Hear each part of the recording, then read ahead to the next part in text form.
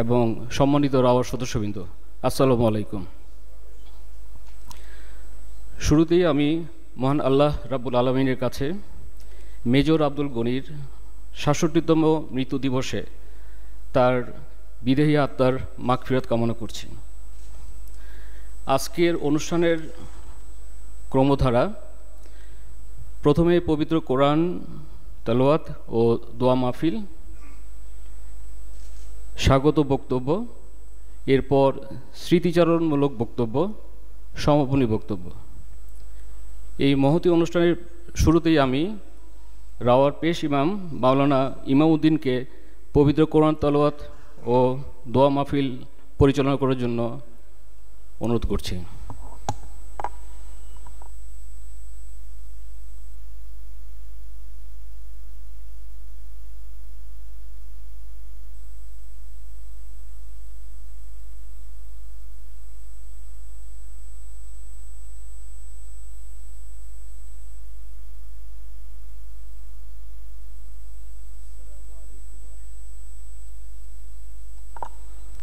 আসসালামু আলাইকুম ওয়া রাহমাতুল্লাহি ওয়া বারাকাতুহু। ইস্ট বেঙ্গল রেজিমেন্টের প্রতিষ্ঠাতা বঙ্গ শার্দুল ও জাতীয় বীর মেজর আব্দুল গনির ৬৭তম মৃত্যুবার্ষিকী উপলক্ষে রাওয়ার উদ্যোগে যে দোয়ার আয়োজন করা হয়েছে, এই আয়োজনের শুরুতে আমরা মেজর গনির আত্মার মাগফিরাতের জন্য পবিত্র কালাম থেকে একবার সূরা ফাতিহা, ৩ বার সূরা ইখলাস পাঠ করি। আউযু বিল্লাহি মিনাশ শাইতানির রাজীম, বিসমিল্লাহির রহমানির রহিম। আলহামদুলিল্লাহি রাব্বিল আলামিন, আর রহমানির রহিম, মালিকি ইয়াউমিদ্দিন, ইয়াকা না'বুদু ওয়া ইয়াকা নাস্তাঈন, ইহদিনাস সিরাতাল মুস্তাকিম, সিরাতাল লাযীনা আন'আমতা আলাইহিম غير المغضوب عليهم ولا الضالين آمين. بسم الله الرحمن الرحيم. قل هو الله أحد الله الصمد لم يلد ولم يولد ولم يكن له كفوا أحد. بسم الله الرحمن الرحيم. قل هو الله أحد الله الصمد لم يلد ولم يولد ولم يكن له كفوا أحد. بسم الله الرحمن الرحيم. قل هو الله أحد الله الصمد لم يلد ولم يولد ولم يكن له كفوا أحد. اللهم صل على محمد وعلى آل محمد كما صليت على إبراهيم وعلى آل إبراهيم إنك حميد مجيد. اللهم بارك على محمد وعلى آل محمد كما باركت على إبراهيم وعلى آل إبراهيم إنك حميد مجيد. الحمد لله رب العالمين. ربنا ظلمنا أنفسنا وإن لم تغفر لنا وترحمنا لنكونن من الخاسرين. ربنا آتنا في الدنيا حسنة وفي الآخرة حسنة وقنا عذاب النار وقنا عذاب القبر وقنا عذاب الميزان. رب ارحمهما كما ربياني صغيرا رب ارحمهما كما ربياني صغيرا. ربنا تقبل منا إنك أنت السميع العليم وتب علينا إنك أنت التواب الرحيم. ربنا اغفر لنا ولوالدينا وللمؤمنين يوم يقوم الحساب يا رب العالمين. আজ ইস্ট বেঙ্গল রেজিমেন্টের প্রতিষ্ঠাতা বঙ্গ শার্দুল ও জাতীয় বীর মেজর আব্দুল গনির ৬৭তম মৃত্যুবার্ষিকী উপলক্ষে রাওয়ার উদ্যোগে যে দোয়ার আয়োজন করা হয়েছে, সেই আয়োজনকে কবুল করুন। আজকের অনুষ্ঠানে যারা উপস্থিত হয়েছেন সকলের প্রতি আপনার বিশেষ রহমত ও বরকত নাজিল করুন। ইয়া মালিক, মেজর গনি 1915 সালের 1 ডিসেম্বর কুমিল্লা জেলার নাগাইশ গ্রামে এক সম্ভ্রান্ত মুসলিম পরিবারে জন্মগ্রহণ করেন। 1957 সালের 11 নভেম্বর জার্মানি সফরের সময় হৃদরোগে আক্রান্ত হয়ে মৃত্যুবরণ করেন। ইয়া রব্বাল আলামিন, আপনি তার 42 বছর জীবনের সকল ভুল ত্রুটি মার্জনা করে দিন। তার জীবদ্দশায় কৃত নেক আমলগুলো সওয়াব বহুগুণে বৃদ্ধি করে দিন।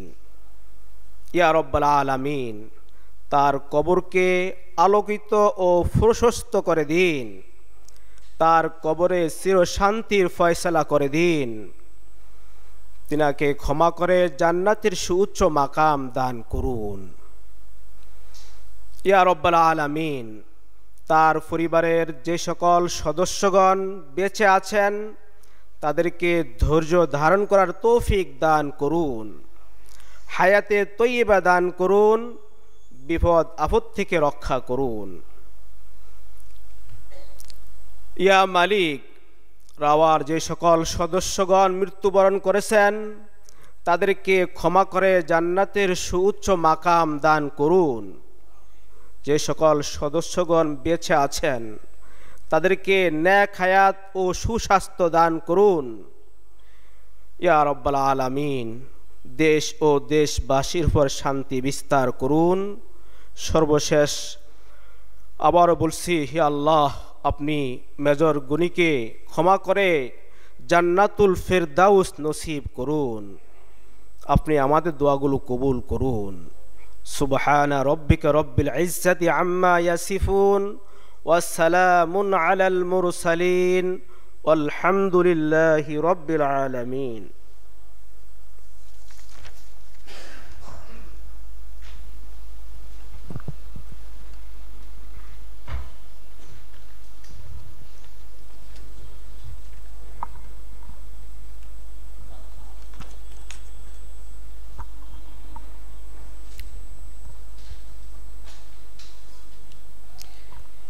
ইতিহাসের এক ক্রান্তি লগ্নে মেজর গনি ধূমকেতুর মতো বাংলার ভাগ্যাকাশে উদিত হয়ে এমন এক রেজিমেন্টের বীজ বপন করেছিলেন যার সম্বন্ধে ভারতের তৎকালীন পূর্বাঞ্চলীয় কমান্ডার জেনারেল জ্যাকব বলেছিলেন, had there not been East Bengal regiment, Bangladesh would not be independent.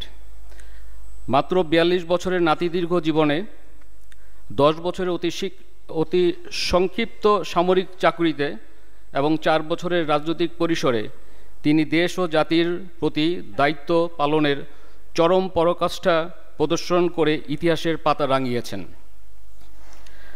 আমরা সকলেই অবগত আছি, পাকিস্তান প্রতিষ্ঠার সাথে সাথে 1948 সালের 15ই ফেব্রুয়ারি ঢাকার কর্মীটোলায় ইস্ট বেঙ্গল রেজিমেন্টের প্রথম battalion the first east Bengal প্রতিষ্ঠা লাভ করে। এ ছিল বাঙালি মুসলমানদের বহু প্রতীক্ষিত প্রাণের আকুতি এবং আমাদের প্রিয় মেজর গনির আজীবনের লালিত স্বপ্ন। 1947 সালের সেপ্টেম্বর মাসে পাকিস্তান সেনাবাহিনীর সদর দপ্তর হতে এই রেজিমেন্টের প্রথম battalion the first east Bengal গঠন করার জন্য পত্র জারি করা হয় এবং মেজর গনিকে দায়িত্ব দেওয়া হয়। মেজর গনি এবং অন্যান্য অফিসারগণের অক্লান্ত চেষ্টায় মাত্র 5 মাসের মধ্যে প্রথম ইস্ট বেঙ্গল গঠনের সকল প্রস্তুতি সম্পন্ন করেন। এই জন্যই গনিকে ইস্ট বেঙ্গল রেজিমেন্টের প্রতিষ্ঠাতা বা জনক, তিনি হলেন বঙ্গ শার্দুল বা টাইগার গনি নামে পরিচিত। আমরা আজকে মেজর গনি পরিবারের সদস্যদের কাছ থেকে স্মৃতিচারণমূলক আলোচনা শুনব। এখানে একটি জিনিস, আমাদের সম্মানিত চেয়ারম্যান মহোদয় শারীরিক অসুস্থতার জন্য আজকের প্রোগ্রামে আসতে পারেনি বলে দুঃখিত প্রকাশ করেছেন। ধন্যবাদ।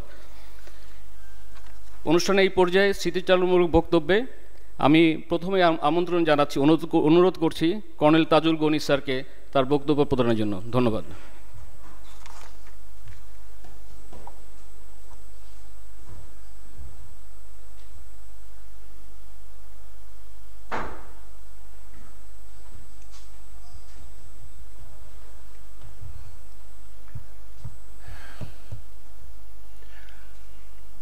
বিসমিল্লাহির রহমানির রহিম।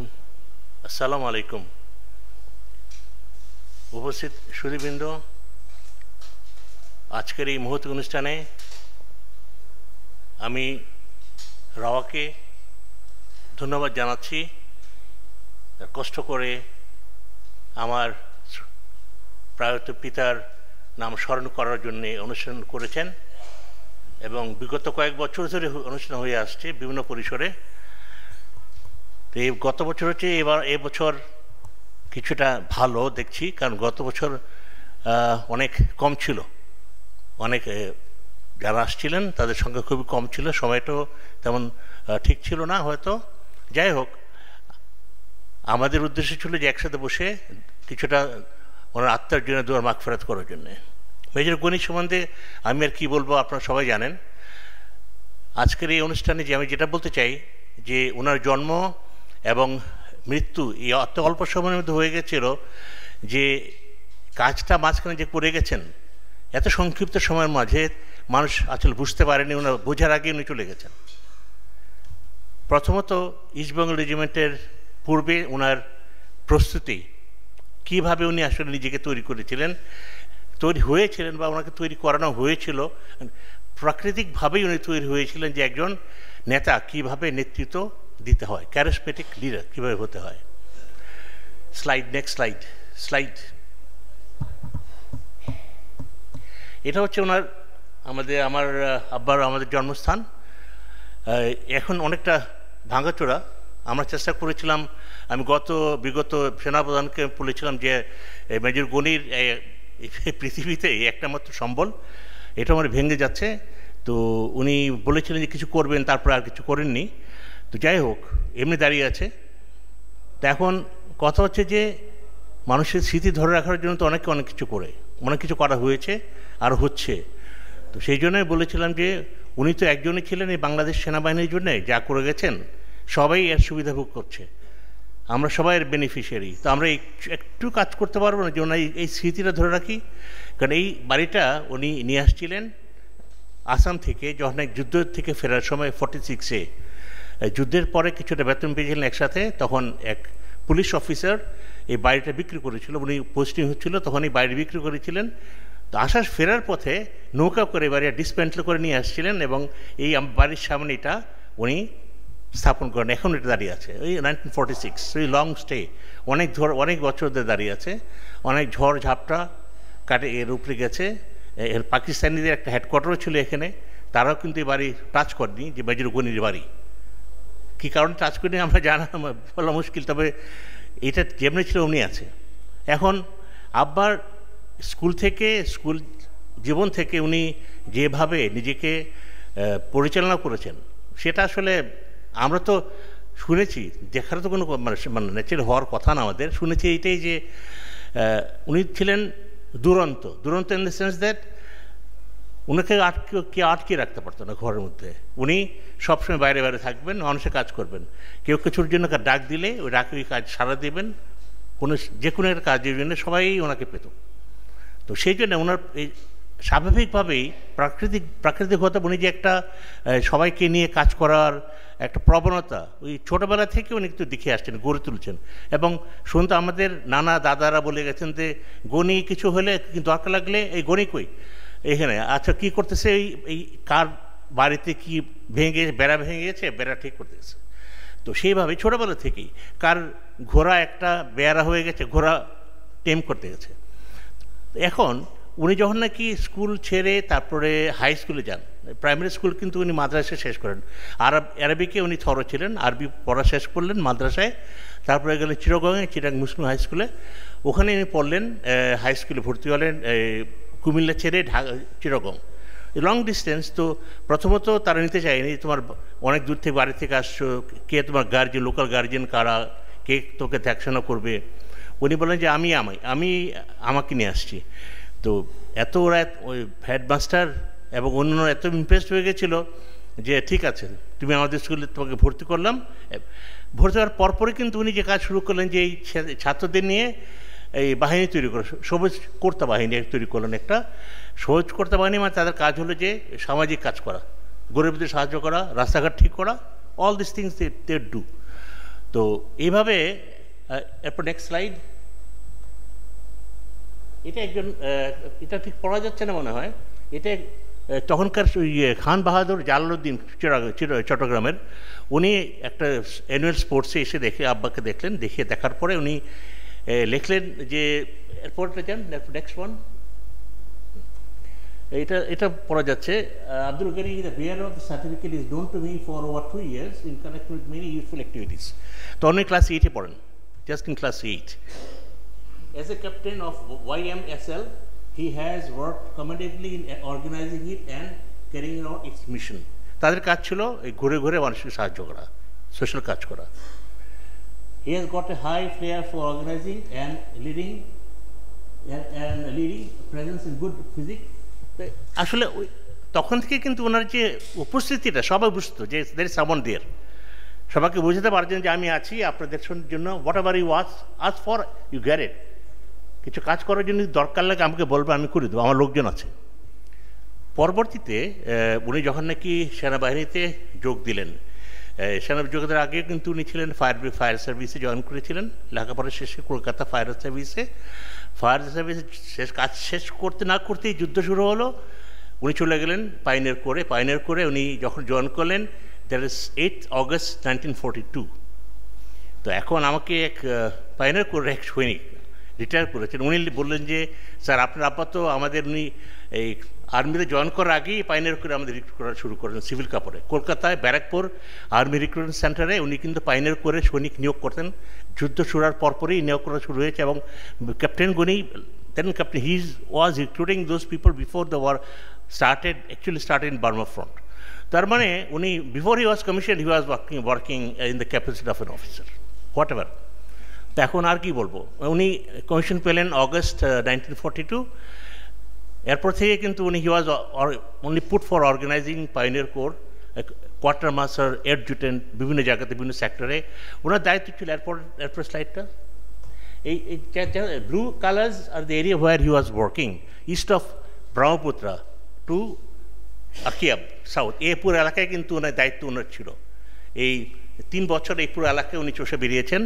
এবং হি ফট in the sense that he knew everyone, সবাইকে চিনতেন উনি। জেনারেল মেসারভি বলেন, স্লিম বলেন, সবাইকে, সবাই, আইয়ুব খান, সবাই ওনাকে চিনত কিন্তু। কারণ উনি যাদের নিয়ন্ত্রণ করতেন তারা ছিল তাদের সরবরাহ, রাস্তা তৈরি করা মানুষ, ব্রিজ তৈরি করা মানুষ। যখন কি দরকার লাগতো, Ghani, I need so many people around this place, he was the one who would supply them. Logistics এবং ইম্পোর্ট তখন দরকার ছিল, লজিস্টিক জন্যে গনি। সেই জন্যে যখন নাকি যুদ্ধ শেষ হওয়ার পরপরে কিন্তু উনি চিন্তা করলেন যে আমাদের এই সৈনিকদের কী হবে ভবিষ্যৎ, কারণ এটা ডিমোবিলাইজড হয়ে যাবে, তখন বাড়ি গিয়ে তারপরে কি তাদের ভবিষ্যৎ কী হবে, স্পেশালি যারা নাকি ইস্ট বেঙ্গলে যারা আছে। তো উনি তখন জেনারেল মেসারের সাথে আলাপ করলেন। আমাকে একবার জেনারেল মুক্তাদির বললেন যে do you know Taj, your father he used to sit down with General Mesarve and have tea breaks. I said, how would I know? Well, no, আমাকে বলেছে যারা পুরনো সৈনিক তারাই বলেছে যে জেনারেল মেসারভের সাথে উনি বসে চা পান করেছেন এবং সাথে গল্পও করেছেন। মানে ওনার ওই সেই ধরনের একটা পার্সোনালিটি ছিল আর কি, সবার সাথে উনি কথা বলতে পারতেন। আমি পরে একটা জিনিস দেখাবো, একটা স্লাইড বুঝতে পারবেন যে একটা পাকিস্তানি অফিসারের reflection on major Gani, that was in 1950, what was he really to Pakistan army. আর নেক্সট স্লাইড, এটা পরে দেখেন, I have the pleasure to, এটা হচ্ছে লেফটেন্যান্ট কর্নেল একজন মানে সিও 1950, উনি ওনার রিফ্লেকশনস লিখে গেছেন আবার major Gani, what major Gani was.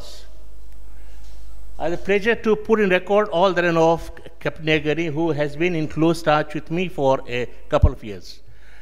He is a young man of towering personality, combining himself all the laudable qualities of air and heart. He has tremendous dash and drive and wonderful administrative and organizing capacity. A born leader, a marvelous speaker, he can control and command respect from all alike. Next. He is a very popular and widely known figure in this part of the country. He is jovial manner, amiable and pleasant behavior endears him to all. সবাই ওনাকে পছন্দ করতো, everyone liked him. He is very hard working, painstaking, responsible and reliable. It was due to his initiating capacity, coupled with his genuine patriotic feelings and sincere devotion to the loyalty to his state, the East Bengal Regiment was brought into being, and which is the nucleus of the Bengali army in Pakistan. তো এতে বোঝা যায় যে exactly general Khan Bahadur সাহেব বলে গেছিলেন 1935-এ, এবং এই স্টেটমেন্ট আপনি দেখেন how much it just continuation of his character as he has grown up, he has become more and more progressive সব দিক দিয়ে। কিন্তু আর পরে দেখবেন আরও অনেক কিছু। নেক্সট এটা হচ্ছে প্রথম ইস্ট বেঙ্গল রেজিমেন্টের প্রথম যে ছবিটা, ফার্স্ট রেজিং দ্য ছবিটা 15th February 1948, taken major Gani মাঝখানে। অ্যান্ড এরপর একটা আচ্ছা এখানে একটা ঘটনা ঘটছিল যেটা আসলে it cost him his career in there, but it gave the army a nation. Why? How? যেটা হয়েছিল এটা লিখছেন কিন্তু major MT Hossain. Major MT Hossain quite well known. উনি কিন্তু বক্সিং ফেডারেশনের, বাংলাদেশ বক্সিং ফেডারেশনের 10 বছর প্রেসিডেন্ট ছিলেন। হি ওয়াজ এ ফেমাস ফ্রিডম ফাইটার। উনি ইস্ট বেঙ্গল রেজিমেন্টের ফার্স্ট বেঙ্গলের সেকেন্ড ইন কমান্ড ছিলেন। Posted to First Bengal on 8th of January 1948, long after my father had already done his job. আসছেন তো উনি যেটা বলে ওনার একটা বই লিখেছেন মন্ত্রের সাধন কিংবা শরীর পতন, অ্যাবাউট রিডিউসিং ওবেসিটি নিয়ে একটা ফিজিক্যাল ইনস্ট্রাক্টর। তো ওটার মধ্যে বললেন যে ইন্ট্রোডাকশনে বললেন যে on 15th February after the parade ইনগুরেশন parade আমরা সবাই বসে আছি, হঠাৎ আইয়ুব খান মাঝখানে হঠাৎ কথা বলেন, from now on Bengali soldiers will speak in Urdu. তো কথা হচ্ছে এটা তো ইজ নট অপ্রাসঙ্গিক, বলার কোনো প্রয়োজন পড়ে না এখানে, but he wanted to say. অতি বোঝা যায় আর কি what sort of people they were and how they would like to impose on us. এতে প্রতিবাদ করলেন এমটি হোসেন যে excuse me sir, like Punjabis or Baluchis, they also speak Urdu along with their own Baluchi and Punjabis. Why not Bengalis speaking Urdu along with Bengali? Sit down, absurd. Next, Major Captain Goni, I believe যেটা না এরপর আগেরটা এরপর হলো কি আবেগপ্রবণ হয় captain Gani উঠলেন, excuse me sir, what major MT Hossain is not correct. We Bengali soldiers will not speak in Urdu but our mother tongue Bengali. ঠিক আছে, this is recorded in a book. তো এটা কিন্তু আসলে তখন মাতৃভাষা, তখন কিন্তু it is a taboo that someone in the army or talk to his brigade commander, area commander like this. I will not speak in Urdu as he was asking me to speak. I will speak in my Bengali, in my mother tongue. It is a protest, it is insubordination. যে কোনো বলবে insubordination. তো এটা কিন্তু ওই সময় করার জন্য it is very much an offense. কিন্তু বিকজ অফ ক্যাপ্টেন গনিস পজিশন ওই সময় কিন্তু কিছু করার সুযোগ ছিল না আইয়ুব খানের, ফর ওয়ান রিজন, যদি কিছু করতো তাহলে কিন্তু এই বাঙালি যারা সৈনিক যারা ছিল, মোর দেন ফিউ থাউজেন্ড সৈনিক, they don't have really, it will be just like August 6 of 2024, because তখন কিন্তু সব সেন্সিটিভ ছিল, কারণ সৈনিকরা ওনার সাথে 4 বছর যুদ্ধ করেছেন এবং they are the ones who he handpicked to make this regiment. তো তাদের সাথে লয়্যালিটি তো অন্যরকম ছিল তার সাথে। ওরা বল then Ayub Khan says they fine no problem, tactfully what he did, আব্বাকে ওই দিনই করে দিলেন অ্যাক্টিং মেজর। নেক্সট আচ্ছা you'll find this one is service record, দেখবেন যে he is acting major promoted on 15th of February 1948, acting major. তারপরে 28th of March and May he is made temporary major in the process of making officiating. তারপরে কি হলো ছন্দপতন, 23rd of May he is posted out of the unit to PNG as the adjutant, Pakistan National Guards Battalion in Dinajpur. So adjutant to captain's, it has to be captain's post. Only so he looks at temporary rank, become a captain, and then whatever. তো এই প্রতিবাদ না এই ঘটনাতে east Bengal রেজিমেন্টের সৈনিকরা কিন্তু they came out of the barracks, they said this is injustice, you just can't do it, এটা করতে পারেন না আপনারা। তখন দেখলেন যে it is going to go out of hand, definitely উনি বলেন যে যাক এই ব্যাটালিয়ন কিন্তু আমার না, this is not my battalion, this is the battalion for you people, এই বাংলাদেশের আমাদের এই দেশের জন্য, বাঙালিদের জন্য, আমার জন্য কিছুই না, কারণ তোমরা যদি বেশি কিছু বলো তোমাদের সব বাড়িতে পাঠিয়ে দেবে, সেন্ড ইউ হোম, যা আছে আপনার কাজ যা যোগদান করো, আমি আমার জায়গায় যাই, পরে যদি কখনো সুযোগ হয় আল্লাহ তৌফিক দে আবার দেখা হবে বলে খোদা হাফেজ করে চলে গেলেন। আম্মা ওই সময় আত্মসত্ত্বা ছিলেন, আমার বড় প্রথম সন্তান নিয়ে উনি ছিলেন ওখানেই পাশে একটা ব্যারাকের পাশে কিন্তু ছোট্ট একটা কুড়িঘর আব্বা নিজের পয়সা দিয়ে তৈরি করেছিলেন।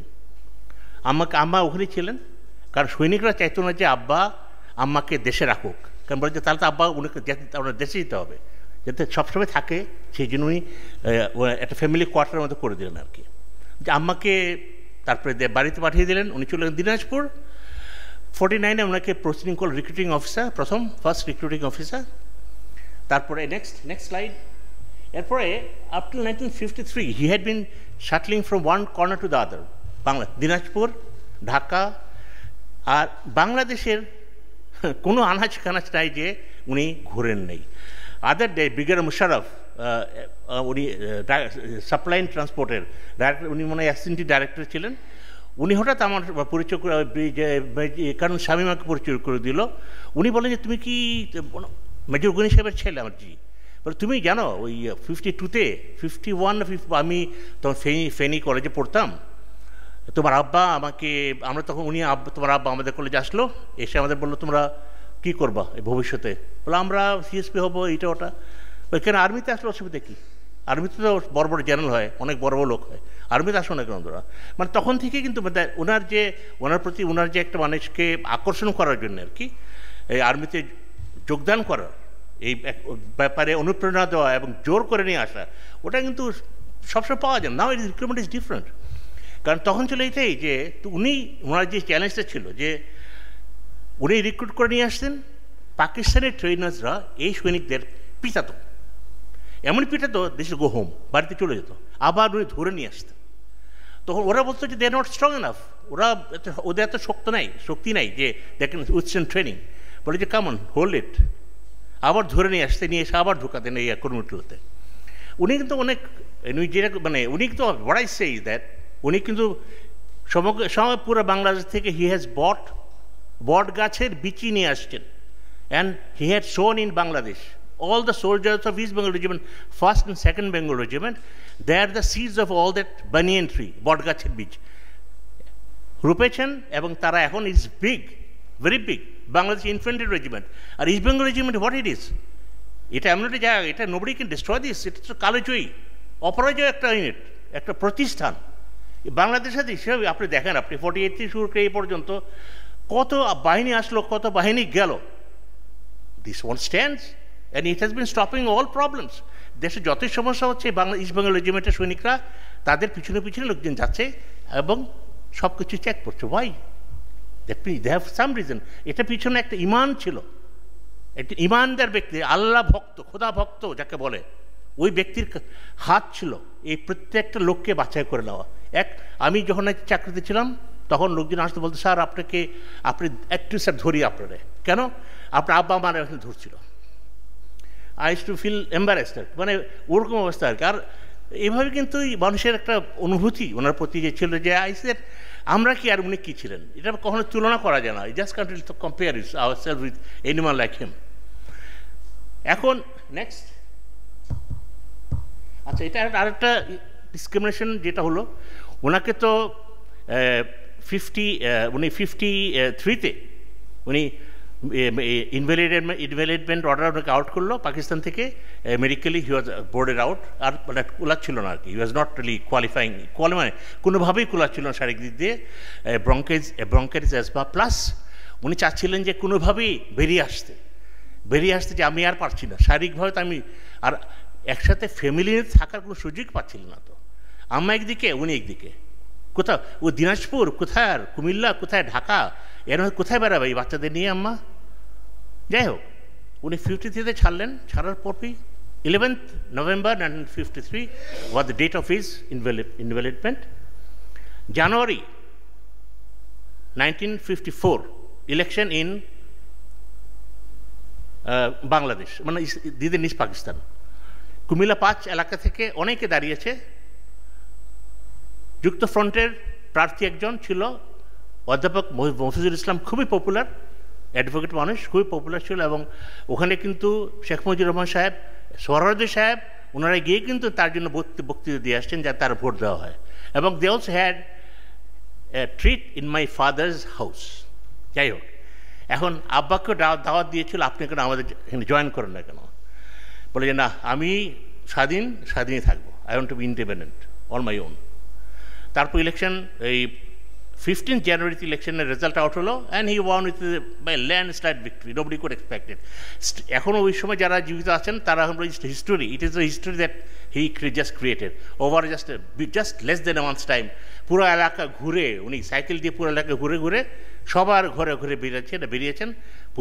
আগে তো সবাই ওনারা চিনত, এবং হি এনশিওর দ্যাট হি উইন্স। তারপরে এখন পাকিস্তান সরকার যেটা করলো, ওনাকে কিন্তু আমরা যেটা হয় যে আমরা যখন নাকি মেডিকেল বোর্ড আউট হই বা রিটায়ার করি, ওর সাথে সাথে কিন্তু হিসাব নিকাশ চুকিয়ে দেয় FCRB। He had to wait for 1 year to get a decision. Next slide. এরপর একটা না, এরপর আগেরটা আচ্ছা, এটা দিস মিসিং।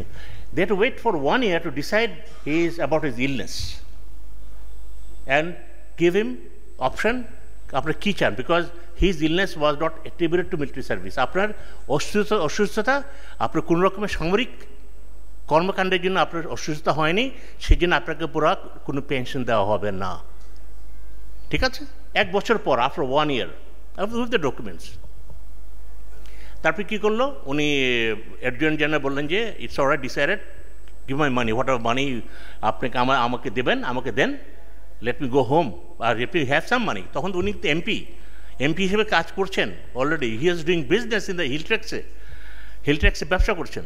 তো যাই হোক, 1 বছর পর টাকা পেলেন, 16,000 কত টাকা পেয়ে উনি করলেন কি, যা ঋণ ছিল ঋণ পরিশোধ করলেন, ব্যবসা লাগালেন, ব্যবসায় আবার ফল হলো, সব কিছু মিলিয়ে আর কোনো লাইফটা আর কি। তারপর এর মধ্যে কিন্তু এই অ্যাসেম্বলিতে অনেক অ্যাক্টিভিটিজও আছে, অনেক একটা ইয়ে আছে। নেক্সট, এরপর একটা স্লাইড। করাচিতে, লাহোরে, রাওয়ালপিন্ডিতে, বিভিন্ন জায়গায় উনি ইন্ডিপেন্ডেন্ট ছিলেন, তো হিজ টু গো এনিওয়্যার, যে কোনো জায়গায় যেতেন, বক্তৃতা দিতেন, ওনার কথার কোনো লাগাম ছিল না। আমরা ইস্ট পাকিস্তান ওয়েস্ট পাকিস্তানের জনগণ তো পার্থক্য তো কিছু নেই, কিন্তু পার্থক্য তো শাসনতন্ত্রে। তোমাদের উপর নিচ এই পার্থক্যের জন্য আমরা সবাই সাফার করছি। Why don't you different, why don't you remove that, discrimination কেন, এসব নিয়েই ওনার আলোচনা ছিল। তো পাকিস্তান সরকার বা আমাদের প্রাদেশিক সরকার ওনাকে তেমন পছন্দ করতো না, because he is too very blunt about Awami League, about Juktofront, about Muslim League, সবার সাথে কিন্তু আর তর্ক লাগতো আর কি। এরপর একটা আসেন, যেটা আমাদের এলাকায়।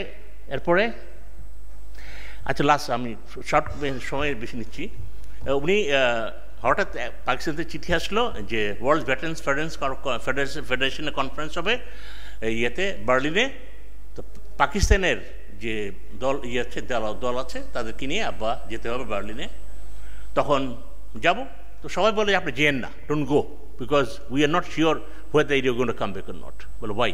বলে we don't know, but then আমাদের মন বলছে আপনি আসবেন। বলে আল্লাহ যেখানে রিজেক্ট রাখছে ওখানে আমার জান যাবে, যেখানে আসা আসবো, আমি কোনো অসুবিধা নেই, আই ওয়ান্ট টু গো। গেলেন উনি, যাওয়ার পরে তো 3 দিন ছিলেন, 30, 31, 1 নভেম্বর শেষ করে ওনার কয়েক জায়গায় ওনার বেড়ানোর কথা ছিল, জার্মানি কয়েকটা ইন্ডাস্ট্রিয়াল স্টেট দেখার কথা ছিল, কারণ ওনার প্ল্যান ছিল দেশে এসে কিছুটা করবেন। আসলে এটা তো আমার কথা আর কি, এটা আমাদের এই যে এয়ারপোর্টের এলাকায় প্রায় 400 একরের মতো জমি জায়গা উনি ক্যান বোর্ড থেকে লিজ নিয়েছিলেন। কাগজপত্র কিছু নেই যদিও, উনি আম্মা বলে যে আমরা জানি, আমার কাছে তো কিছু দিত না, ওনার লোকজন ছিল, উনি তারা হ্যান্ডেল করতো, নিয়েছিলেন। কাজ প্ল্যান ছিল যে আসার পরে অ্যাগ্রো বেস কিছুটা ইন্ডাস্ট্রি করবেন ওই এলাকাতে। তখন তো পুরো ফাঁকা, পুরো জংলা জায়গা, তখন তো আর কোনো ইয়ে ছিল না, কারো কোনো ক্লেম ছিল না জায়গার উপরে। তো এখন খাস জমি, তো এখন ওই সব ইয়ে করার জন্যে কিন্তু উনি চারদিকে ঘুরছিলেন, কাদের যোগাযোগ কিছু করা যায় কিনা। যাই হোক, এর মধ্যে হঠাৎ এই 11 তারিখ রাত্রিবেলা হঠাৎ যেটা বললো আর কি, পাকিস্তান এমবেসির এক অফিসার দেখা করতে গিয়েছে প্রেস অ্যাটাচি, বলে উনি তো ভালো ছিল, he was just fine till 10 o'clock। ওনার সাথে আমার মিটিং ছিল একটা, ভালোভাবে কথা বললাম, হি লুক অ্যাবসলিউটলি ফাইন। বলে তারপরে আমি ওনাকে ফেলে আসি অ্যারাউন্ড 11 o'clock, কিন্তু রাত্রেবেলা মিডনাইটে what I got a call from one of his associates, মানে contacts in Germany, he is in hospital with a severe heart attack. তো আমরা হাসপাতালে যেতে যেতেই of course he passed away at just midnight, dot at midnight. তো ওরা বলে 12 তারিখ, আমরা বলি 11 তারিখ। তো আমি 11 তারিখে ইস্টাবলিশ হয়ে গেছে আর কি, 11 তারিখ উনি মারা গেছেন আর কি। তারপরে মারা যাওয়ার পরে খবর আসলো, তো আমরা ছোটো, I was just 7 years, what I would understand about death and everything. I was just playing around. কুমিল্লার ডিসি আব্বার খুব ঘনিষ্ঠ বন্ধু ছিলেন কেরামতুল্লাহ সাহেব, উনি বাসায় আসলেন, আমাকে খুব সান্ত্বনা দেওয়া আর কি, এর মধ্যে কি সান্ত্বনা দেওয়ার তো কিছু নেই। তারপর ডেড বডি কেমন করে আসবে এখন? প্রভিন্সিয়াল গভর্নমেন্ট, সেন্ট্রাল গভর্নমেন্ট এবং আর্মি, জিএসকিউ, 3 অর্গানাইজেশন কে রেসপন্সিবিলিটি নেবে নিজের গনির বডি আনার জন্যে, গেট দ্য বডি ব্যাক। তখন জানল ওসমানী ছিলেন এই জিএসকিউতে, উনি বলেন যে তোমার যে এতই সমস্যা হয়, ইস্ট বেঙ্গল রেজিমেন্টের সৈনিকরা চাঁদা দিয়ে ওনার বডি জার্মানি থেকে ঢাকায় নিয়ে আসবে। তখন আলটিমেটলি তার সিদ্ধান্ত নিল যে 10,000 টাকা লাগবে বডি আনতে। ওটা ইট ওয়াজ কালেক্টেড অ্যান্ড পেইড। পরে বসে এটা রিএম্বার্সড, বডি নিয়ে আসলো প্রথম। তো আমি তখন বুঝি না, তাই যে ছোটো মানুষকে আমার সবাই কান্দে কান্দে নিয়ে ঘুরে বেড়াচ্ছে সৈনিকরা। ফার্স্ট বেঙ্গল সন তখন কুমিল্লা ছিল তখন, মানে আই কুডন্ট বিলিভ। এখন আমি চিন্তা করি যে আমি যে what ever I have seen, এখনও যে আমি দেখি আই উইল বি জাস্ট স্টান, যে এত লোক মাসুদু চারিদিকে মানুষের মাথা আর ছাতা ছাড়া কিছু দেখা যায় না। পুরো কুমিল্লা অ্যারোড্রোমেতে নামছে, প্লেন 1 ঘন্টাতে ঘুরে বেড়াচ্ছে, নামতে পারছে না, কারণ ল্যান্ড করার জন্য রানওয়ে শুদ্ধ পুরো মানুষ দখল করে ফেলেছে। তারপর পুলিশ লাঠিচার্জ করে তার মানুষকে সরিয়ে তারপরে প্লেন নামানোর পরে 1 ঘন্টা পরে নামালো। তারপরে সন্ধ্যার মধ্যে ওনাকে অবশ্য দাফন ক্যান্টনমেন্টে দাফন করলো। তারপরে দাফন কাজ শেষ হলো, আমরা ফিরে আসলাম। তারপর আমাদের স্ট্রাগল শুরু হয়ে যায় আর কি। এরপর we just kept on running, my mother's kept on struggling and we are here, আলহামদুলিল্লাহ, আল্লাহর খাস রহমত। আমরা মানে বেঁচে আছি, ভালোভাবে বেঁচে আছি, সুস্থভাবে।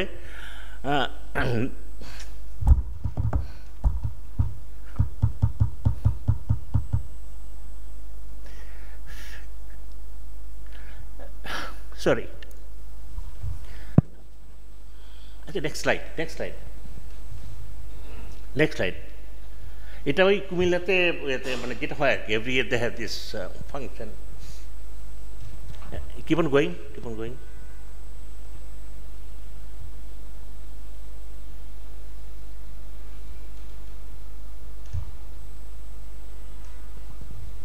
এটা যেন উসমানের একটা মন্তব্য, একটা প্রতি বছরই সিএস আগে আম্মা যখন জীবিত ছিল পাঠাতো, আর এখন থেকে পাপা টাইগার আমাদের চিঠি পাঠান বছরে একটা করে আমি মৃত্যু দিবসে স্মরণ করার জন্য। এটা 81-এ ওনাকে স্বাধীনতা দিবস পুরস্কার দেওয়া হলো for founding east Bengal regiment.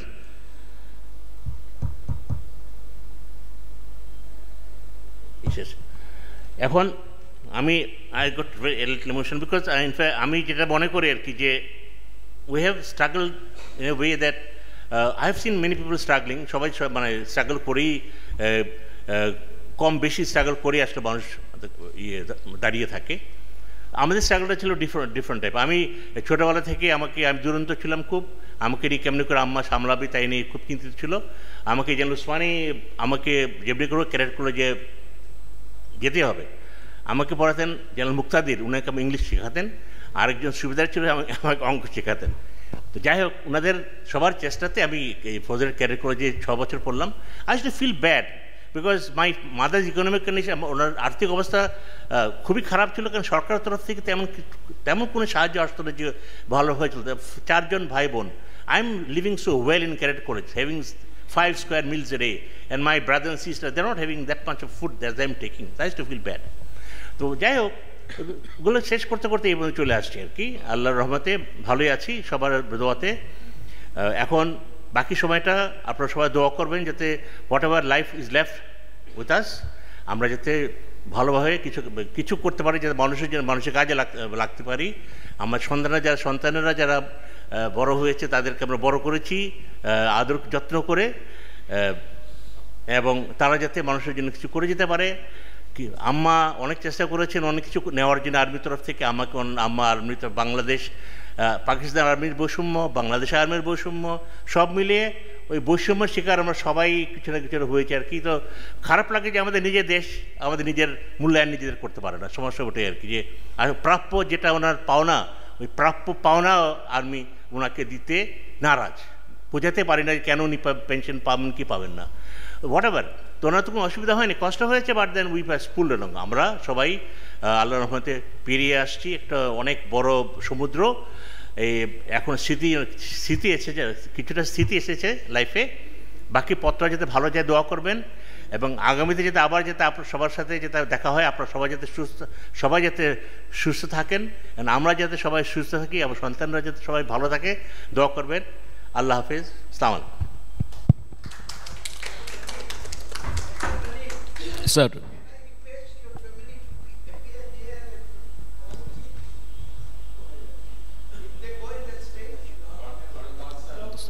প্রোগ্রামে আছে।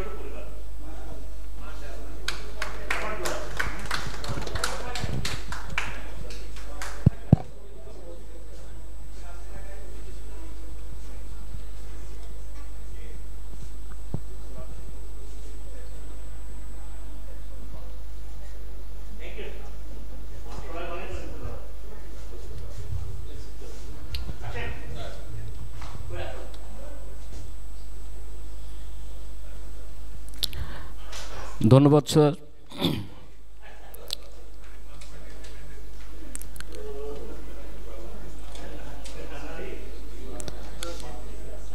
এখন স্মৃতিচারণমূলক বক্তব্য প্রদান করবেন lieutenant colonel Mosharraf, x secretary general rava.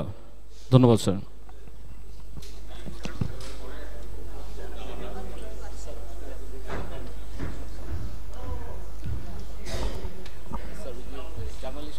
বিসমিল্লাহির রহমানির রহিম।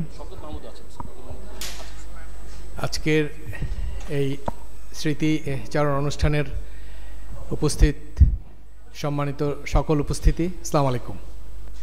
আসলে আমার স্মৃতিচারণটা আসলে খুবই হবে। আমি কিছু জিনিস জানতে পেরেছি। আমি রিটায়ারমেন্ট ঠিক আগে এসআরও ছিলাম ইস্ট বেঙ্গল রেজিমেন্টে। তখন আমি ওনার একজন সঙ্গী যিনি জেসিউ ছিলেন, ওনাকে আমি পেয়েছিলাম এবং আমি ওনাকে দিয়ে অনেক কাগজপত্র লিখিয়ে নিয়েছিলাম। তো এগুলো সব ইবিআরসিতে আছে এবং আমার যতটুকু খেয়াল আছে, আমি যখন 2020 সালে অ্যাজ এ সেক্রেটারি জেনারেল এখানে প্রথমবারের মতো এই অনুষ্ঠানটা শুরু করি, স্যার আপনার মনে আছে মনে হয়, সো তখন ওই জিনিসগুলো আবার আনা হয়েছিল সবগুলো। ওটা ভেরি বিগ ছিল। জেনারেল আতিক স্যার ছিলেন, সবাই ছিলেন, আসছিলেন সবাই, অল চিফস ওয়ার প্রেজেন্ট, এবং আমরা হেলমেট হলে করেছিলাম। আর সবচেয়ে বড় যে কাজটা করেছিলাম সেটা হলো ওনার উপরে একটি রিসার্চ করা, এবং আমরা শুরু করে গেছিলাম। যাই হোক, এই 4 বছর আর এগোয়নি। আশা করি পরবর্তী নির্বাচন হচ্ছে 21শে ডিসেম্বর, যারা আসবে তারা এই কাজটা করবে। তবে সবচেয়ে বেশি যেটা মনে হয় গভীরভাবে চিন্তা করলে, উনি খুব বেশি বোধহয় সামনে দেখতেন। সেই সবুজ কুর্তা থেকে ইস্ট বেঙ্গল রেজিমেন্ট থেকে রিটায়ারমেন্টের পরে বাঙালিদেরকে রামগড় দিয়ে খাগড়াছড়ি পর্যন্ত ভিতরে ইন করা, তারপরে ক্যাডেট কলেজ তৈরি করা, as a member of parliament, আমাদের এই এসকেএস আজকে ফৌজি ফাউন্ডেশন বা সেনা কল্যাণ সংস্থা, এটার স্থাপন, প্রত্যেকটা জিনিসে দেখলে মনে হয় যে উনি এত ভিশনারি ছিলেন। 41 ইয়ার্স টাইম পেয়েছেন, মাত্র 41 বছর।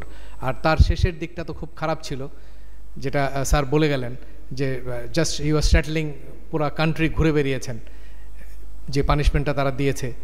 তো আমার মনে হয় যে এটা একটাই, যে আজকে যারা তরুণরা এসছে উনি তারই প্রতিনিধিত্ব করেন, আসলে উনিও ওরকমই ছিলেন। তো তাদের জন্য হলো যে ওই সময় যারা বীজ বনে গিয়েছিলেন সেগুলো কিন্তু এখন সব মহিরুহ। ওয়েস্ট বেঙ্গল রেজিমেন্ট না হলে আজকে স্বাধীনতা হতো না। আর আজকে আমি একবার রাওয়ার বর্তমান চেয়ারম্যানকেই বলেছিলাম, হোয়েন হি ওয়াজ আরডগ, আই সেইড স্যার আপনারা ইস্ট বেঙ্গল রেজিমেন্টে ফান্ড চাইলে স্যার ফান্ড দিত না। তাই আমি বললাম যে স্যার ফান্ড চাইলে আপনারা ফান্ড দেন না, this is the birth place for whole army. এটা কি আপনি জানেন? স্বাধীনতা যুদ্ধের সময় কোনো বাহিনী ছিল না, এই ইস্ট বেঙ্গল রেজিমেন্ট ছাড়াই, এটাই ছিল আর্মি। এর পরের থেকে স্যার উনি, মানে আমরা যা চাইতাম ইস্ট বেঙ্গল রেজিমেন্টে, যেন আনোয়ার ইউজ টু 1 বছরের বাজেটে না হলে উনি 2 বছরের বাজেটে মিলিয়ে দিয়ে দিত। তা আমি এটাই বলবো যে এত বড় একটা পার্সোনালিটি আমরা, উনি একজন যেন উসমানী, আমরা এখনও সামগ্রিকভাবে কিছুই করতে পারিনি।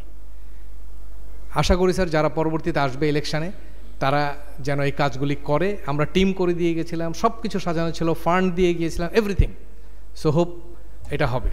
এবং আমাদের যত মুক্তিযুদ্ধ ছিল স্যার সবার উপরে বায়োগ্রাফি লেখার জন্য আমরা উদ্যোগ নিয়েছিলাম, কারণ এত বড় একটা হিস্ট্রি। এবং যারা পাকিস্তানে আটকা ছিল স্যার ওই হিস্ট্রিগুলো কালেকশনের একটা ব্যবস্থা করেছিলাম। There should not be any division in our army, যে যেখানেই ছিল আমরা একটা ইউনাইটেডলি চলি। এবং আমরা আরেকটা জিনিস করে গিয়েছিলাম স্যার, যারা আগে জেনারেল ইশফাক মসজিদের মতো লোক যারা আগে মারা গিয়েছেন করেছেন, তাদেরকেও কিন্তু আমরা সব রাওয়ার একটা স্পেশাল মেম্বারশিপ দিয়ে করেছিলাম, যাতে এই ইয়েটা সমস্ত পলিটিক্সের বাইরে গিয়েও এই সেনাবাহিনী, সশস্ত্র বাহিনীটা একসাথে থাকে, সুখে দুঃখে একসাথে চলে। থ্যাংক ইউ স্যার আমাকে সুযোগ দেওয়ার জন্য, ধন্যবাদ। সালাম আলাইকুম। ধন্যবাদ স্যার।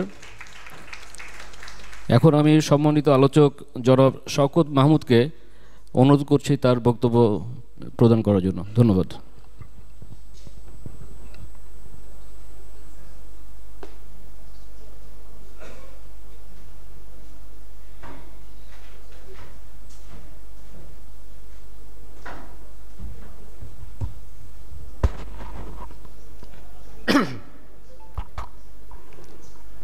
বিসমিল্লাহির রহমানির রহিম। রাওয়া ক্লাব আয়োজিত আজকের এই অনুষ্ঠানের উপস্থিত মেজর গনির পরিবারের সদস্যবর্গ, রাওয়া ক্লাবের সদস্যবৃন্দ ও সম্মানিত সুধী, আসসালামু আলাইকুম। আমরা বিশেষভাবে আনন্দিত যে মেজর গনির কর্মময় জীবন সম্পর্কে আজকে এখানে আলোচনা হচ্ছে, এবং বাংলাদেশের কোথাও কিন্তু আর আলোচনা হচ্ছে না। শুধুমাত্র রাওয়া ক্লাবই এই স্মরণ সভার আয়োজন করে, এর আগে মেজর গনি পরিষদ করত। আমাদের রাষ্ট্রের ইতিহাসের একটা সবচেয়ে বড় ব্যর্থতা হচ্ছে রাষ্ট্রের বীররা শুধু হয় রাজনীতিবিদ আর কেউ যেন নয়। রাজনীতি ইতিহাসের গতি প্রকৃতি নির্ণয় করে, এবং নির্ণয় করতে গিয়ে ইতিহাসের অনেক অসত্য ইতিহাসের মধ্যে জায়গা পেয়ে যায়। প্রকৃত বীর যারা, তারা উপেক্ষিত থেকে যান। আমি মেজর গনির জীবনী সম্পর্কে কর্নেল তাজুল ইসলাম গনির যে সাবলীল উপস্থাপনা এবং আবেগময় স্মৃতিচারণ, তার প্রতি শ্রদ্ধা জানাই, এবং একই সঙ্গে আমি গভীরভাবে স্মরণ করি, গভীর শ্রদ্ধায় স্মরণ করি মেজর গনির স্ত্রী বেগম আসিয়া গনিরকে, যাকে ছাড়া মেজর গনিকে স্মরণ করা বা শ্রদ্ধা জানানো আমাদের জন্য একটা অসম্ভব ব্যাপার ছিল। এই মহিলা, কর্নেল তাজুল গনি বলেছেন যে তাজুল গনি ক্যাডেট কলেজে পড়াশোনা করেছেন, কিন্তু বাকি 4টি সন্তান নিয়ে তিনি কিভাবে সংসার চালিয়েছেন, তিনি সেলাই করে কাপড় বিক্রি করে সংসার চালাতেন।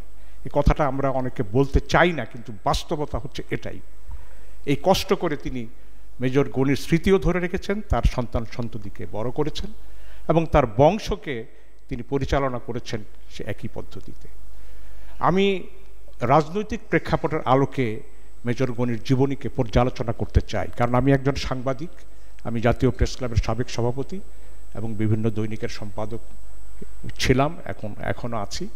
আমি মেজর গনিকে স্রেফ একজন সামরিক বীর বা একটা রেজিমেন্ট গঠনের জন্য তিনি কাজ করেছেন বা তিনি সৎকর্ম করেছেন সুখ্যাতির জন্য, এটা আমি বিশ্বাস করি না। কারণ তাফসিরে বলা হয় যে সুখ্যাতির জন্য সৎকর্ম করা এটা হচ্ছে এক ধরনের শিরক।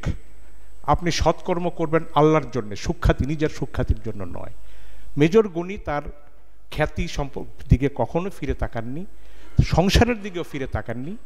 তিনি স্রষ্টার ইবাদত এবং স্রষ্টার সৃষ্টির সেবার মধ্যেই নিজেকে সীমাবদ্ধ রেখেছেন আজীবন। এই জন্য তার অসংখ্য কীর্তি আমরা দেখতে পাই। যখন বার্মা থেকে তার দুটি কোম্পানি নিয়ে তিনি যখন ভারতের জালনা শহরে ফেরেন, ঠিক একই সময়ে আরেক বাঙালি সৈন্যদলও কিন্তু ভারতে ফিরে। সুভাষ বোসের নেতৃত্বে যে ইন্ডিয়ান ন্যাশনাল আর্মি ছিলেন, যারা মিত্রশক্তির বিরুদ্ধে যুদ্ধ করেছিলেন, তারাও কিন্তু যুদ্ধবন্দী হিসাবে, বাঙালি হিন্দু সৈন্যরা যুদ্ধবন্দী হিসাবে কিন্তু ভারতে ফিরছিলেন। একদিকে মেজর গনির নেতৃত্বের সৈন্যরা বিজয়ীর বেশে ভারতে ফিরছে, আরেকদিকে ইন্ডিয়ান ন্যাশনাল আর্মির সৈন্যরা পরাজিতের এবং যুদ্ধবন্দী হিসাবে দেশে ফিরছে। আপনি লক্ষ্য করবেন ইতিহাসের এই দুটি ধারা। এবং মেজর গনি অত্যন্ত সাফল্যের সঙ্গে ব্রিটিশ সেনাবাহিনীর কর্তৃপক্ষকে বুঝিয়ে তিনি বাঙালি মুসলমান সৈন্যদের জন্য আলাদা একটি রেজিমেন্ট গঠন করতে সক্ষম হয়েছিলেন। কিন্তু আজও আমরা ভারতে কোনো বেঙ্গল রেজিমেন্ট বা হিন্দু বাঙালি সৈন্যদের নিয়ে রেজিমেন্ট গঠন করা হয়েছে আমি এটা শুনিনি। এটা হয়তো আমাদের ইতিহাসের এটা দায় রয়ে গেছে, সেই কারণেই হয়তো এটা হয়নি। এবং মেজর গনি ফিরলেন, সৈন্য গঠন করলেন, এবং 48-এর 15ই ফেব্রুয়ারি যখন ভাষা আন্দোলনটা অত্যন্ত একটা শৈশব পর্যায়ে ছিল, 1940 সালে যখন শেরেবাংলা ফজলুল হকের লাহোর প্রস্তাব গৃহীত হলো যে এই উপমহাদেশে বেশ কতগুলো স্টেটস হবে, সে তখন থেকেই কিন্তু আমাদের এই বুদ্ধিজীবীরা মাতৃভাষাকে, বাংলাকে রাষ্ট্রভাষা করার জন্য আন্দোলন করা শুরু করেছিলেন। কিন্তু 46 সালে জিন্নাহ সাহেবের মুসলিম লীগ যখন ঘোষণা করলো যে দুটি পাকিস্তান হবে, অনেকগুলো নয়, তখনই ভাষা আন্দোলনে কিছুটা ভাটা পড়েছিল। তা আমাদের বুদ্ধিজীবীরা ভাষার জন্য আন্দোলন করছেন, কিন্তু আমাদের 48-এর 15ই ফেব্রুয়ারি যে সেনা ছাউনিতে বাংলা ভাষার জন্য যে সৈন্যরা মেজর গনির নেতৃত্বে বসলো যে আমরা বাংলা ছাড়া অন্য কোনো কথা বলবো না, এটা কি বাংলা ভাষার আন্দোলনের প্রথম প্রতিবাদ হিসাবে কি আমরা ধরতে পারি না? আমরা পারি, কিন্তু ইতিহাসে এই কথাটা লেখা হয় না, কারণ এটা সেনা ছাউনির গল্প, এটা সেনাবাহিনীর ভেতরকার কথা, এটা পাবলিকলি আনা যাবে না। কিন্তু বাস্তবতা হচ্ছে সেটাই, ভাষার জন্য প্রথম প্রতিবাদ, এবং সাকসেসফুলি তিনি সেটা করতে সক্ষম হয়েছিলেন। এবং এর জন্য পাকিস্তানের সেনা কর্তৃপক্ষের রোষানলে পড়েন তিনি, এবং নানা উছিলায় তাকে বিভিন্ন অগুরুত্বপূর্ণ জায়গায় পদায়ন করে তাকে দাপিয়ে রাখার চেষ্টা হয়েছে। কিন্তু মেজর গনি রিক্রুটিংয়ের কাজ বলুন, যেই কাজই করেছেন অত্যন্ত সততা এবং সুনামের সঙ্গে করেছেন। এরপর তাকে চাকরি থেকে বের করে দেওয়া হয়েছে, এমন অবস্থা তৈরি করা হয়েছে। তাহলে আমরা যে পাকিস্তানের সঙ্গে বৈষম্যের গল্পটা বলি, এই বৈষম্যের সূচনাটা কোথা থেকে হয়েছিল?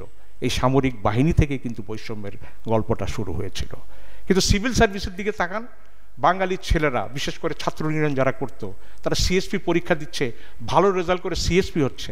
আইয়ুব খান সেখানে হাত দেননি, কিন্তু সামরিক বাহিনীর দিকে আইয়ুব খানদের নজর, যে এখানে কোনো ভালো অফিসার থাকলে তাকে কোনোভাবে, তাকে নানাভাবে দমানোর চেষ্টা এবং তাকে নিরুৎসাহিত করার চেষ্টা। তো যাই হোক, এর ফল আমরা কি দেখলাম? আমরা 1965 সালে ইস্ট বেঙ্গল রেজিমেন্টকে দেখলাম ভারতের বিরুদ্ধে বীরত্বের সঙ্গে তারা যুদ্ধ করলো। সারা পাকিস্তানে সুনাম হলো যে ইস্ট বেঙ্গল রেজিমেন্ট লড়াই করেছে, খেমকারান সেক্টরে বিরাট লড়াই করেছে। এই লড়াইয়ের পরে আমরা রাজনৈতিক ইতিহাসের দিকে তাকাই, দেশ স্বায়ত্ত শাসনের দাবি থেকে ক্রমাগত স্বাধীনতার দাবির দিকে যাচ্ছে। এবং 1971 সালে যখন জাতি স্বাধীনতা চাইছে কিন্তু রাজনৈতিক নেতৃত্ব স্বাধীনতার ঘোষণা দিচ্ছে না, সেই মুহূর্তে আমরা 26শে মার্চে ইস্ট বেঙ্গল রেজিমেন্টের একজন কমান্ডিং অফিসারের কাছ থেকে আমরা স্বাধীনতার ঘোষণাটা শুনলাম। ইতিহাসকে যে যেভাবেই বিশ্লেষণ করুন না কেন, আমাদের নিজ কানে শোনা যে কালুরঘাটে একটা সেনা ছাউনি থেকে ইস্ট বেঙ্গল রেজিমেন্টের সৈন্য পরিবেষ্টিত অবস্থায় একজন মেজর জিয়া স্বাধীনতার ঘোষণা দিয়েছেন। এবং সেই ঘোষণার কারণেই আমরা সবাই যুদ্ধে ঝাঁপিয়ে পড়েছি। রাজনৈতিক নেতৃত্বকেও তিনি কিন্তু আমি মনে করি যে অবদমন করেননি। তিনি উল্লেখ করেছেন যে তারই নির্দেশনায় তিনি এই স্বাধীনতার ঘোষণাটি দিয়েছিলেন। অতএব আমাদের মুক্তিযুদ্ধ শুরু হলো এবং আমরা মুক্তিযুদ্ধে জয়ী হলাম। এই যে ইস্ট বেঙ্গল রেজিমেন্টের যে সৈন্যরা, যেটা জেনারেল জ্যাকব বলেছেন যে ইস্ট বেঙ্গল রেজিমেন্ট না থাকলে বাংলাদেশ স্বাধীন হওয়া অসম্ভব ছিল, এই কথাটা তো সত্য। আমরা একই সময় দেখি যে 7ই নভেম্বরের পরে আরেকটি ঘোষণা এলো একটা অস্থির সময়কে সুস্থির করার জন্য, সেটাও কিন্তু জাতি মেনে নিল। এবং আপনি যদি সাম্প্রতিক গণ অভ্যুত্থানের কথা ধরেন, আমি কোনো ধরনের পক্ষপাতের কথা বলবো না। ছাত্র জনতার যে ঐতিহাসিক বিজয়, সেই বিজয়ের ঘোষণাটা প্রথম কে দিয়েছে? কোনো ছাত্র সমন্বয়ক দিয়েছে? দেয়নি। দিয়েছে সেনাপ্রধান। সেনাপ্রধান বলেছেন যে প্রধানমন্ত্রী পদত্যাগ করেছেন, এখন আমরা নতুন সরকার গঠন নিয়ে আলোচনা করছি। অতএব সেনাবাহিনী বাংলাদেশের জাতীয় রাজনীতির প্রতিটি ক্রান্তির লগ্নে তার বিশেষ ভূমিকা পালন করেছে। কিন্তু সেনাবাহিনী যেই ধরনের যে মূল্যায়ন হওয়া উচিত জাতীয় পরিমণ্ডলে, সেই মূল্যায়নটি হয়নি এবং সেনাবাহিনী নিজের বীরদেরকেও মূল্যায়ন করেনি। মেজর গনির স্মৃতি সভা করার জন্য আমাদের পরিবারের পক্ষ থেকে উদ্যোগ নিতে হয়, কুমিল্লার মানুষকে উদ্যোগ নিতে হয়, কিন্তু এরা তো জাতীয়ভাবে উদ্যোগ নেওয়ার কথা।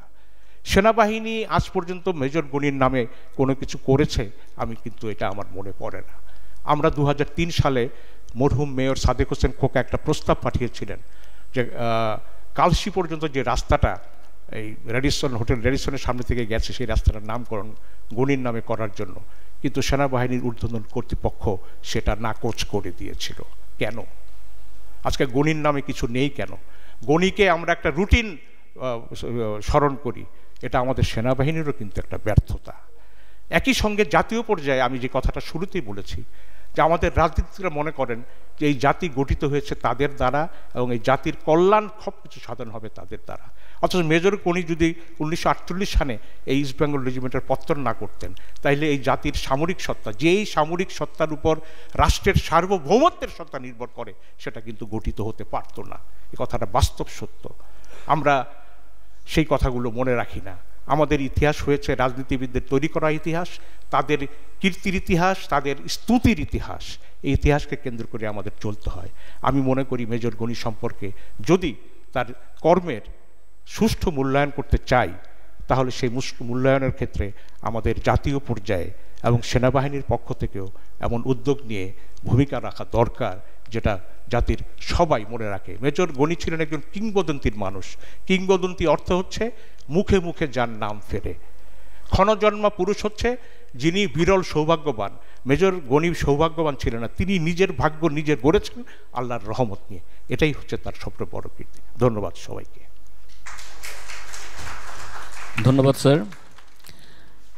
এখন মেজর কাশেম স্যার স্মৃতিচারণমূলক তার সংক্ষিপ্ত বক্তব্য পেশ করবেন। ধন্যবাদ স্যার।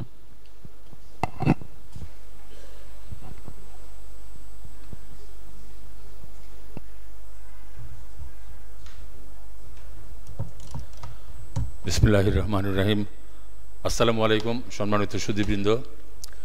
আমি মাত্রই সিএমএইচ থেকে ডিসচার্জ হয়ে রাওয়াতে এসেছি, বাসায় যাইনি, এখন 3 সপ্তাহ হাসপাতালে ছিলাম। বাট আজকের এই অনুষ্ঠানটা অ্যাটেন্ড করার জন্য আমি ওখান থেকে সরাসরি চলে এসেছি এখানে। অনেক কিছুই মেজর গনির মৃত্যুবার্ষিকী উপলক্ষে সম্মানিত বক্তারা বলেছেন। আমি বিশেষ কিছু বলতে চাই না, কতগুলো জিনিসের উপর একটু আলোকপাত করব। যেটা হচ্ছে মেজর গনি না থাকলে পরে এই দেশের স্বাধীনতা ত্বরান্বিত হতো না। আমি অবাক হয়ে ক্যান্টনমেন্ট পাবলিক স্কুল একদিন গিয়েছিলাম একটা কাজে। ওখানে প্রিন্সিপালের রুমের সামনে আমি প্রবীণ রাজনীতিবিদ 1954 সালে যুক্তফ্রন্টের নেতা শ্রী ধীরেন্দ্রনাথ দত্তের একটা ছবি আমি দেখলাম। তার নিচে ক্যাপশন ছিল স্বাধীনতার বাংলা ভাষার প্রথম প্রবক্তা হিসাবে তাকে মূল্যায়ন করা হয়েছে, ইতিহাস তাকে মূল্যায়ন করেছে। কিন্তু একটু আগে শওকত মাহমুদ সাহেব বলে গেলেন যে 15ই ফেব্রুয়ারি 1948 সালে যখন প্রথম ইস্ট বেঙ্গল রেজিমেন্ট জন্মলাভ করলো, সেই অনুষ্ঠানে ব্রিগেডিয়ার আইয়ুব খান পূর্ব পাকিস্তানের কমান্ডার ইন চিফ ছিলেন এবং তৎকালীন পূর্ব পাকিস্তানের গণ্যমান্য মন্ত্রিসভা সদস্যরা ছিলেন এবং প্রাদেশিক পরিষদের সদস্যবৃন্দ সেখানে উপস্থিত ছিলেন। দ্যাট ওয়াজ 15 ফেব্রুয়ারি 1948। তো ওইখানে যখন আইয়ুব খান অনুষ্ঠান শেষে যখন বাঙালি সৈনিকদের উর্দুতে কথা বলার জন্য আহ্বান জানালেন বা নির্দেশ দিলেন, তখন এই ক্যাপ্টেন গনি প্রতিবাদ করে উঠেছিলেন, we Bengali soldier will never speak in English, will only speak in Bengali. Ayub Khan তখন তাকে shut up and sit down বলে বসিয়ে দিয়েছিলেন, এবং তার ওই অধ্যত্বের জন্য পরবর্তী চাকুরিকালীন সময়ে ক্যাপ্টেন গনি কিন্তু আপনার ইস্ট বেঙ্গল রেজিমেন্টে চাকরি করার সুযোগ পাননি, তাকে দেওয়া হয়নি। তো আমার কথা হচ্ছে 15ই ফেব্রুয়ারিতে উনি যে বলিষ্ঠ প্রতিবাদ করেছিলেন, এরই ধারাবাহিকতায় 25শে ফেব্রুয়ারিতে পূর্ব পাকিস্তান প্রাদেশিক পরিষদে যখন শ্রী ধীরেন্দ্রনাথ দত্ত প্রস্তাব করলেন যে প্রাদেশিক পরিষদের কার্যবিবরণী ইংরেজি এবং উর্দুর পাশাপাশি বাংলায়ও সন্নিবেশিত হওয়া উচিত, এই কথা বলে উনি বাংলা ভাষার প্রতিকৃতি হয়ে গেলেন। অথচ ক্যাপ্টেন গনি ইজ ফরগটেন, ইতিহাস তার মূল্যায়ন করেনি। কিছুদিন আগে সম্ভবত গত ম্যাগাজিন যেটা পাবলিশ হয়েছে, জেনারেল নুরুদ্দিন একটা লিখে এসছে অ্যাবাউট মেজর গনি। এখানে জেনারেল নুরুদ্দিন খুব সুন্দরভাবে তাকে মূল্যায়িত করার চেষ্টা করেছেন। আসলে major Gani is a character, is a personality who should be assessed and who should be studied in the university level. তাকে নিয়ে থিসিস করা উচিত, তাকে নিয়ে পিএইচডির থিসিসের সাবজেক্ট হওয়া উচিত, তার মতন একটা ব্যক্তিত্ব। আমার মনে হয় আরও কিছু করার আছে, লাইক তার ছেলে সুযোগ্য সন্তান কর্নেল তাজ একটা উদ্যোগ নিয়েছিলেন, আমি জানি না স্যার কতটা এগিয়েছেন, মেজর গনির উপরে একটা ওয়েবসাইট করার জন্য। আমি অনেকদিন যাবত ওনাকে আই এম আফটার হিম, আপনি বলেছেন স্যার ইউ হ্যাভ কাভার্ড ইট। একটা ওয়েবসাইট থাকলে এটাকে আস্তে আস্তে এটাকে ডেভেলপ করা যায়। আর আরেকটা জিনিস, মেজর গনির স্ত্রী বেগম আসিয়া গনির একটা আত্মচরিত লেখা আছে, আমি জানি না পরিবারের কাছে এর কপি আছে কি না। কর্নেল তাজ, আপনার কাছে কপি আছে? এটা একটা বই আকারে বের করা উচিত। মেজর, আমার কাছে একটা কপি আছে, I have collected it from ওই কুমিল্লা থেকে আমি কালেক্ট করেছি এটার কপি একটা, প্রথম কয়েকটা পৃষ্ঠা নাই। এটা একটা বই আকারে পাবলিশ হয়, এটা একটা রেফারেন্স হিসাবে ব্যবহার করা যেতে পারে। তারপরে উনি যখন প্রথম জালনা থেকে মুম্বাই হয়ে যখন ঢাকায় আসলেন দুইটা কোম্পানি নিয়ে, তার আগে তৎকালীন পাকিস্তান সেনাবাহিনীর প্রধান জেনারেল মেসাভির সাথে তার অনেক করেসপন্ডেন্স হয়েছিল। সেই করেসপন্ডেন্সগুলোর কপি আমার মনে হয় কর্নেল তাজের কাছে আছে। এগুলো না থাকলেও স্যার আমি পাকিস্তান হাই কমিশনের ডি এর সাথে কথা বলেছি, অফিসিয়ালি যোগাযোগ করে তারা এটা প্রকিউর করে দেবে আমাকে বলেছিল, বাট এটা থ্রু প্রপার চ্যানেল হতে হবে। I as an individual cannot approach. যদি রাওয়ার মাধ্যমে সেনা সদর থেকে যদি এটা প্রস্তাবনা হাই কমিশনে দেওয়া হয়, ওই 47 সালে জেনারেল মেসাভির সাথে ক্যাপ্টেন গনির যে করেসপন্ডেন্সগুলো হয়েছিল ওগুলোর কপি যদি থাকে, এটা ঐতিহাসিক দলিল হিসেবে থাকবে। এবং উনি যখন ক্যাপ্টেন হিসাবে বেঙ্গল রেজিমেন্ট চাকরি করতে পারলেন না, তাকে পোস্টিং দেওয়া হলো না, তাকে নারায়ণগঞ্জে, বগুড়ায় বিভিন্ন জায়গা থেকে পোস্টিং দিয়ে রেখেছিল, তখন উনি দেশের কল্যাণার্থে কোনো কিছু করার কোনো স্কোপ পাচ্ছিলেন না, যার ফলে আলটিমেটলি চাকরিটা ছেড়েই দিলেন। ছেড়ে দিয়ে যুক্তফ্রন্টে নির্বাচন করলেন। ইনসিডেন্টালি আমি একই গ্রামের মানুষ, মেজর গনি এবং আমার গ্রামের বাড়ি একই গ্রামে, অ্যাবাউট 800 ইয়ার্স অ্যাপার্ট। আমার বাবা মেজর গনির কিঞ্চিত কনিষ্ঠ ছিলেন, 4-5 বছরের। তো আমি যা দেখেছি, আমি যা শুনেছি, সেই তুলনায় তার মূল্যায়ন কিছুই হয়নি। উনি যখন যুক্তফ্রন্টে নির্বাচিত হলেন স্বতন্ত্র সদস্য হিসাবে, তৎকালীন মফিজুর রহমান নামে একজন জাদরেল রাজনীতিবিদকে হারিয়ে উনি নির্বাচিত হয়েছিলেন। এবং একটা গল্প আছে, যখন মফিজুর রহমান সাহেব হেরে গেলেন ইলেকশনে, মফিজুর রহমান সাহেবের মাকে জিজ্ঞেস করেছিলেন মফিজুর রহমান সাহেব, মা গো তুমি কি আমারে ভোটটা দিছিলা? তো মফিজুর রহমান সাহেবের মা বলেছিলেন, বাবারে ছাতিটা দেখতে খুব সুন্দর আছিল, কারণ মেজর গনির, ক্যাপ্টেন গনির মার্কা ছিল ছাতা। যাই হোক, উনি যখন প্রাদেশিক পরিষদের সদস্য হলেন, তখন উনি তৎকালীন পূর্ব পাকিস্তানের উন্নয়ন করবে এবং তৎকালীন পাকিস্তান সশস্ত্র বাহিনীর পূর্ব পাকিস্তান অংশের উন্নতি করবে যে সমস্ত প্রস্তাবনা উনি প্রাদেশিক পরিষদ উপস্থাপন করেছেন, এর অনেকগুলো খসড়া আমি কর্নেল তাজের কাছে দেখেছি। এগুলি সবগুলো স্যার ইতিহাসের পাতায় সংযোজিত হওয়া উচিত। আমি অনুরোধ করব, রাওয়ার মাধ্যমে সেনা সদর হয়ে যদি একটা দাপ্তরিক একটা প্রক্রিয়া গ্রহণ করা হয়, তাহলে আমার মনে হয় গুণীজনের সম্মাননা দেওয়ার সময় চলে এসছে। এখন ব্যক্তি পূজার দিন শেষ হয়ে এসছে। আমরা যদি আমাদের ইতিহাসকে যদি আমরা ধারণ করতে পারি, আমরা যদি আমাদের ঐতিহাসিক ব্যক্তিত্বগুলিকে যদি আমরা পরবর্তী জেনারেশনের জন্য প্রজন্মের কাছে তুলে ধরতে পারি, আমার মনে হয় আমরা কিছুটা দায়িত্ব পালন করতে পারবো। আর এই অল্প কটা কথা বলার জন্য আমি আজকে এখানে ছুটে এসেছি। আপনারা যারা কষ্ট করে এসছেন, এই পরিবারের, মেজর গনির পরিবারের সকলের প্রতি আমার সালাম, শ্রদ্ধা এবং উপস্থিত ঊর্ধ্বতন কর্মকর্তা এবং যারা সুধীজন আছেন সবাইকে আমার সালাম জানিয়ে শেষ করছি। ধন্যবাদ। আসসালামু আলাইকুম।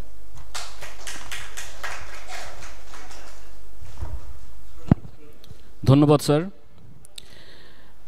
আজকের এই মহতী অনুষ্ঠানের সমাপনী বক্তব্য প্রদানের জন্য আমি রাওয়ার vice chairman brigadier general Shams Alauddin আহমেদকে বিনীত অনুরোধ জানাচ্ছি। ধন্যবাদ স্যার।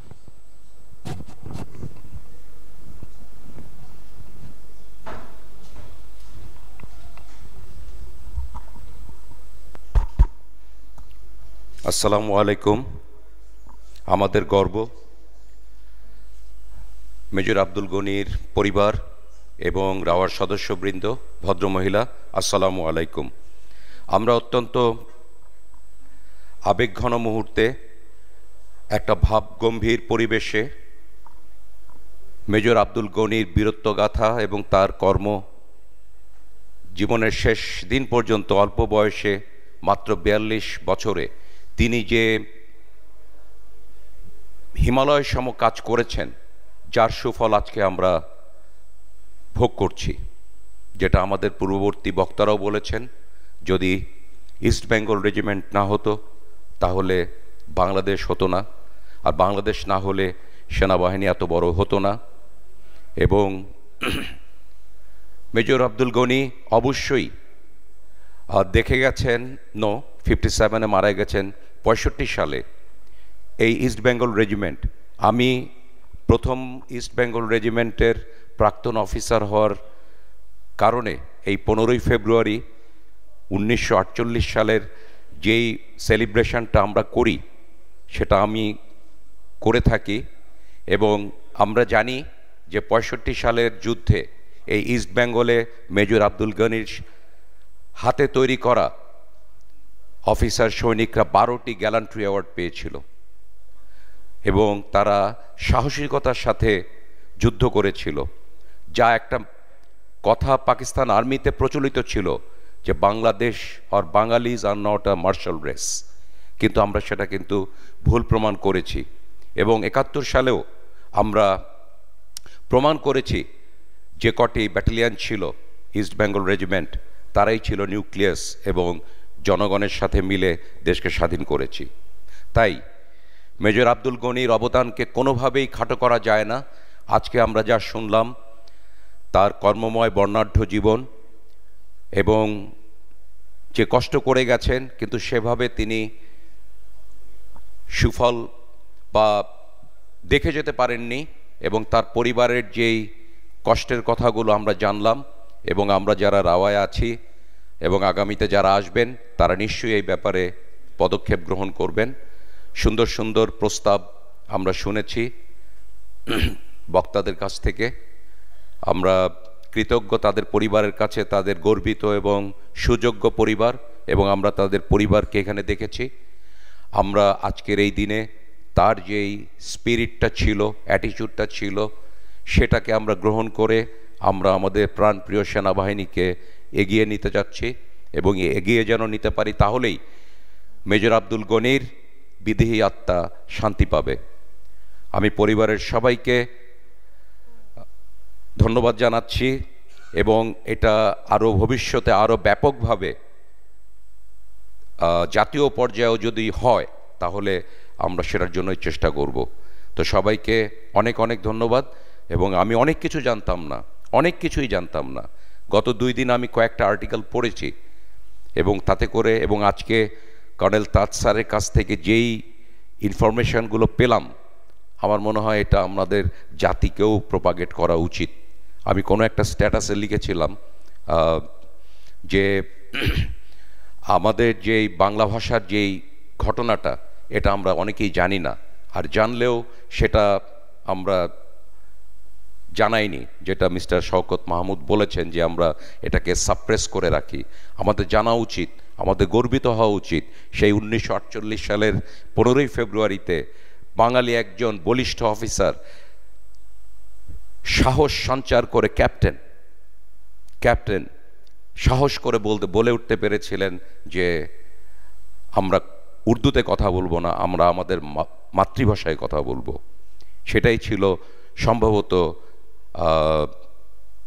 21শে ফেব্রুয়ারির প্রথম প্রতিবাদ।